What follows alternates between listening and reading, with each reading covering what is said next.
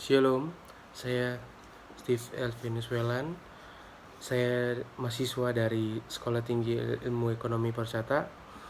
Saya mendapatkan tugas ilmu ilmiah dasar tentang asal mula kehidupan di bumi. Mari kita dalam pokok pembahasan. Kita akan masuk dalam pembahasan asal mula kehidupan di bumi. Bumi itu dahulu berbentuk dalam keadaan hangat dan pijar. Secara perlahan-lahan bumi mengadakan kondensasi atau lebih dingin sehingga pada suatu saat terbentuklah kerak atau kulit bumi. Bagian yang berbentuk cair membentuk samudra atau hidrosfer. Sedangkan bagian yang berbentuk gas disebut atmosfer dan berbentuk padat disebut litosfer. Lapisan bumi yang dihuni oleh berbagai makhluk hidup melangsungkan kedua kehidupannya disebut biosfer.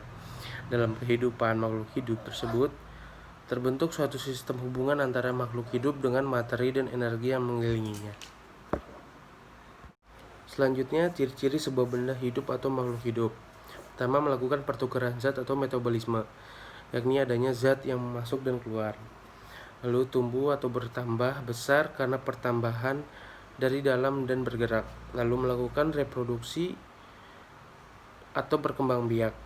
Memiliki irabilitas atau kepekaan terhadap rangsangan dan memberikan reaksi terhadap rangsangan itu. Lalu memiliki kemampuan mengadakan adaptasi terhadap lingkungan. Selanjutnya, kapan mulai ada kehidupan di bumi? Usia bumi kurang lebih adalah 3.000 juta tahun. Namun hadirnya kehidupan di atas bumi barulah sekitar 2.000 tahun dan berawal dari makhluk yang sangat sederhana. Hal itu diketahui berdasarkan penelitian dan analisis dengan menggunakan metode perbandingan zat radioaktif dengan zat hasil seluruhnya. Dengan metode itu pula diperkirakan bahwa bumi telah membentuk batuan sejak 5.000 juta tahun yang lalu. Dari berbagai penelitian terhadap batuan yang berumur 3,5 juta tahun yang telah menunjukkan tanda-tanda kehidupan atau fosil. Dari mana asal kehidupan di bumi? Kita mengenal beberapa hipotesis tentang asal mula kehidupan. Perlu diketahui bahwa hipotesis yang dikemukakan para ahli tidak terlepas dari cara penalaran seorang dari zaman ke zaman. Oleh karena itu, ada beberapa hipotesis yang agak kurang tepat kedengarannya.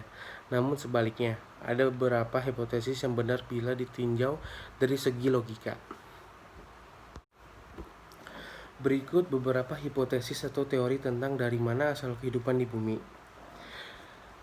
Pertama adalah hidup dari Tuhan. Pendapat ini lebih dikenal dengan paham penciptaan khusus yang mengandung arti bahwa Tuhan langsung turun tangan. Ilmuwan tidak menolak anggapan ini, tetapi semacam itu di luar taraf dan batas ilmu pengetahuan. Pendapat ini dikenal dengan sebutan teori transdental dan berpendapat bahwa semua ciptaan dan sisi religi adalah ciptaan Tuhan yang Maha Kuasa, dan itu adalah luar jangkauan sains. Lalu ada teori kosmozoa. Teori ini mengatakan bahwa makhluk hidup berasal dari luar angkasa. Diperkirakan suatu benda berat telah menyebarkan benda hidup dan benda hidup itu merupakan suatu partikel-partikel kecil. Teori ini berdasarkan ada dua asumsi. Yang pertama, benda hidup itu ada atau telah ada di suatu tempat dalam alam semesta ini. Yang kedua, hidup itu dapat dipertahankan selama perjalanan antar benda angkasa di bumi. Lalu ada teori Fluger. Teori yang menyatakan bahwa bumi itu berasal dari suatu materi yang sangat panas sekali yang mengandung karbon dan nitrogen sehingga terbentuk cyanogen. Senyawa itu dapat terjadi pada suhu yang sangat tinggi dan selanjutnya terbentuk zat protein protoplasma yang menjadi makhluk hidup. Selanjutnya ada teori Moire.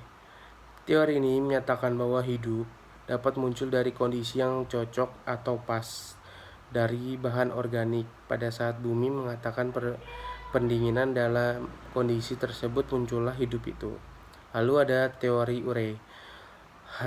Harold Urey pada tahun 1893 Seorang ahli kimia dari Amerika Serikat mengemukakan bahwa atmosfer bumi pada awal mulanya kaya akan gas-gas metana, CH4, amoniak NH3, dan hidrogen H2, dan air H2O. Zat-zat itu merupakan unsur-unsur penting yang terdapat dalam tubuh makhluk hidup.